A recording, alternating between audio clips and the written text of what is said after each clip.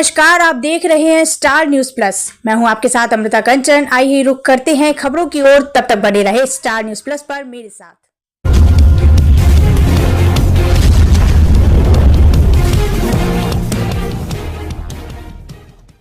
विपक्ष लगातार एनडीए पर चुनावों में गड़बड़ी का आरोप लगाता आ रहा है और अब जब महाराष्ट्र में विधानसभा चुनाव चल रहे हैं तो एनडीए पर फिर से गंभीर आरोप लगाए गए हैं।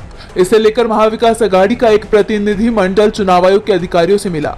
एमवी का कहना है कि वोटर लिस्ट से लोगों के नाम हटाए जा रहे हैं। चुनाव आयोग से मुलाकात के बाद महाराष्ट्र के विपक्ष के नेता विजय वडेट्टीवार ने कहा कि हमने चुनाव आयुक्त से मुलाकात की और कुछ गड़बड़ियों को उनके संज्ञान में लाया। हमने कार्रवाई की मांग की और हमें उचित कार्रवाई का आश्वासन दिया गया है। ऐसे में एनडीए मुश्किल में पड़ सकती है और इस वक्त मुश्किल में शिंदे सरकार भी दिखाई दे रही है। महाराष्ट्र सरकार ने महिलाओं के लिए माझी लाड़की बहन योजना शुरू की। विपक्ष तो पहले से ही इस योजना को लेकर सरकार पर हमलावर है। वहीं अब योजना को लेकर आरटीआई से बड़ा खुलासा हुआ है। दरअसल राज्य सरकार ने इस योजना के प्रचार प्रसार में लगभग 200 करोड़ रुपए खर्च कर दिए। अमरावती के आरटीआई कार्यकर्ता अजय बोस ने सरकार पर सवाल खड़े किए और साथ ही इसकी जानकारी मांगी थी। इस पर सरकार ने कहा कि विविध माध्यमों के जरिए प्रचार प्रसार में लगभग 200 करोड़ रुपए खर्च किए हैं। जिसके बाद अजय बोस ने सरकार से सवाल करते हुए कहा कि ये योजना इतनी लाभकारी है तो उसे इतना प्रचारित करने की जरूरत क्यों पड़ी?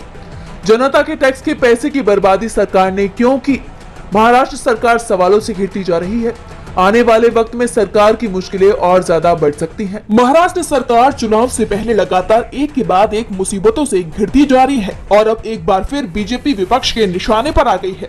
विपक्ष ने बीजेपी पर भ्रष्टाचार के गंभीर आरोप लगाए हैं। महाराष्ट्र में विधानसभा चुनाव से पहले राज्य में एक बड़े घोटाले का अंदेशा लगाया जा रहा है।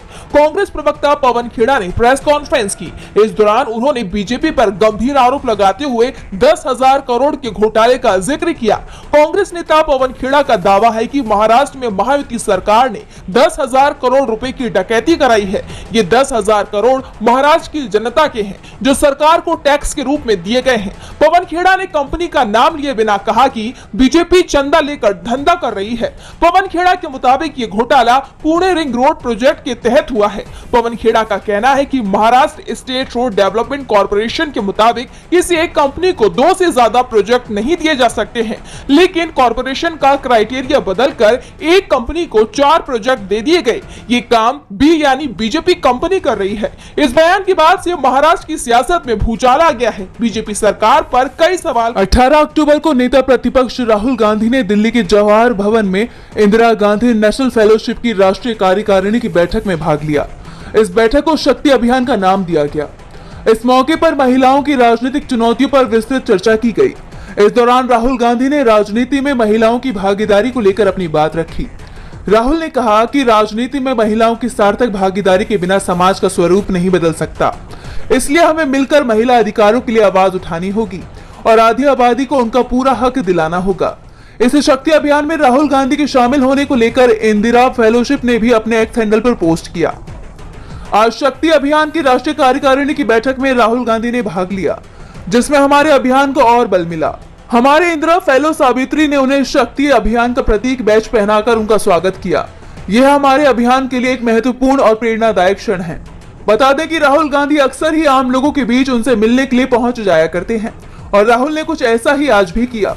अब राहुल इस शक्ति अभियान के बाद कल यानी 19 अक्टूबर को झारखंड की राजधानी रांची में होंगे, जहां वो संविधान सम्मान सम्मेलन में कार्यकर्ताओं को संबोधित करेंगे। मद्रास हाईकोर्ट ने राज्यपाल को सख्त आदेश दिया है। कोर्ट ने कहा है कि राज्यपाल को कैबिनेट का आदेश ठुकराने का कोई नैतिक अधिकार नहीं है। वो राज्य कैबिनेट के फैसलों को मानने के लिए बाध्य है। वो कैबिनेट के फैसले बदल नहीं सकते। Justice SM. सुब्रमण्यम और जस्टिस शिवा ग्रामम की बेंच ने कहा कि गवर्नर आर.एन. रवि कैबिनेट के फैसले पर रोक नहीं लगा सकते। दरअसल 20 साल की कैद की सजा काट रहे कैदी वीर भारती ने राज्य सरकार से अपने अच्छे आचरण की दलील देते हुए जल्द ही रिहाई की मांग की थी। स्टालिन कैबिनेट ने वीर भारती की जल्दी रिहाई को मंजूरी दे दी, लेकिन गवर्नर आर.एन. रवि ने राज्य सरकार के इस फैसले पर रोक लगा दी। इसके बाद वीर भारती ने हाई कोर्ट में याचिका लगाई थी। अपनी याचिका में उन्होंने कहा कि मेरी रिहाई की सिफारिश सीएम को भेजी गई थी। कैबिनेट की मंजूरी के बाद मामले को राज्यपाल के पास भेजा गया था, लेकिन उन्होंने रिहाई से इनकार कर दिया।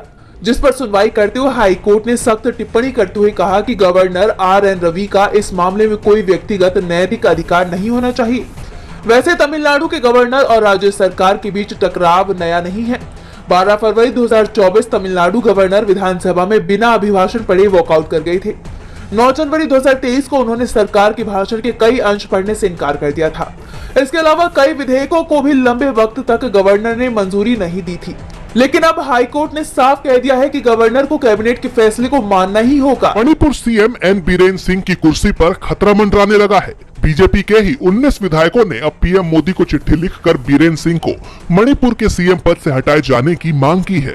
दरअसल हाल ही में मणिपुर मामले को लेकर कुकी, मैतई और नगा समुदाय के विधायकों की दिल्ली में बैठक हुई थी, जिसके बाद उन्होंने पीएम मोदी को ये चिट्ठी लिखी है। चिट्ठी लिखने वालों में 19 बीजेपी विधायकों के साथ कुकी, मैतई और नगा समुदाय के विधायकों के नाम शामिल हैं। चिट्ठी में विधायकों ने लिखा है कि राज्य में सिर्फ सुरक्षा बलों की तैनाती से कुछ नहीं होगा।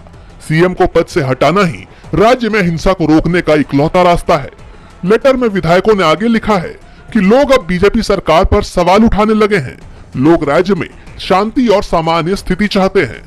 इसके अलावा राज्य में जिस तरह से बीजेपी का पतन हो रहा है, उससे भी हम दुखी हैं। अब देखा जाए तो मणिपुर मामले पर सीएम बीरेन सिंह के ही विधायक उनके इस्तीफे की मांग कर रहे हैं। अब देखना होगा कि विधायकों की पीएम को लिखी गई इस चिट्ठी का क्या असर होता है। पीएम पद की शपथ लेते ही उमर अब्दुल्ला एक्शन में नजर आ रहे हैं और अब ऐसी खबरें आ रही हैं कि उमर ने अपनी पहली कैबिनेट बैठक में जम्मू कश्मीर को पूर्ण राज्य बनाने का प्रस्ताव पास कर दिया है। इस बैठक में उप मुख्यमंत्री सुरेंद्र कुमार चौधरी, मंत्री सकीना इट्टू, जावेद अहमद राणा, जावेद अहमद डार और सतीश शर्मा शामिल हुए थे। वहीं कहा जा रहा है कि उमर 2 दिन में दिल्ली में प्रधानमंत्री नरेंद्र मोदी से मुलाकात कर उन्हें प्रस्ताव का ड्राफ्ट सौंपेंगे। ऐसे में अगर पीएम मोदी की तरफ से भी इस प्रस्ताव पर मोहर लग जाती है तो जम्मू कश्मीर को जल्द ही पूर्ण राज्य का दर्जा मिल जाएगा, क्योंकि अब इस मामले में सुप्रीम कोर्ट भी सुनवाई करने को तैयार हो गया है। तो दूसरी तरफ उमर ने आज अपनी कैबिनेट में विभागों का बंटवारा कर दिया है। उपराज्यपाल मनोज सिन्हा ने इसे लेकर एक आदेश भी जारी किया। इस आदेश में कहा गया है कि कोई भी अन्य विभाग जो किसी भी मंत्री को आवंटित नहीं किया गया है वो मुख्यमंत्री के पास ही रहेगा। इनमें उमर अब्दुल्ला मुख्यमंत्री, वो सभी विभाग जो किसी मंत्री को आवंटित नहीं किए गए हैं। सुरेंद्र चौधरी जिन्हें उप मुख्यमंत्री बनाया गया है वो लोक निर्माण विभाग, खनन, कौशल विकास, श्रम और रोजगार मंत्रालय देखेंगे। इसके अलावा सकीना मसूद इट्टू को स्वास्थ्य एवं चिकित्सा शिक्षा, स्कूल शिक्षा, उच्च शिक्षा और समाज कल्याण विभाग दिया गया है। वहीं जावेद अहमद राणा को जल शक्ति, वन पर्यावरण और ट्राइबल विभाग सौंपा गया है। जावेद अहमद डार कृषि उत्पादन विभाग, ग्रामीण विकास एवं पंचायती राज, सहकारिता और निर्वाचन विभाग देखेंगे। इसके अलावा सतीश शर्मा को खाद्य एवं नागरिक आपूर्ति, उपभोक्ता मामले, परिवहन, विज्ञान एवं प्रौद्योगिकी, युवा सेवा, खेल आदि विभाग सौंपे गए हैं।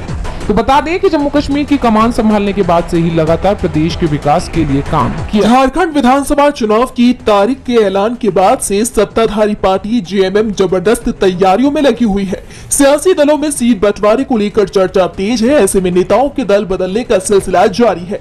इस बीच एनडीए को राज्य में बड़ा झटका लगा है। सीट बंटवारे के फॉर्मूले का ऐलान होते ही जमुआ से बीजेपी विधायक केदार हाजरा ने बीजेपी को छोड़ कांके स्थित मुख्यमंत्री आवास पर झामुमो का दामन थाम लिया है।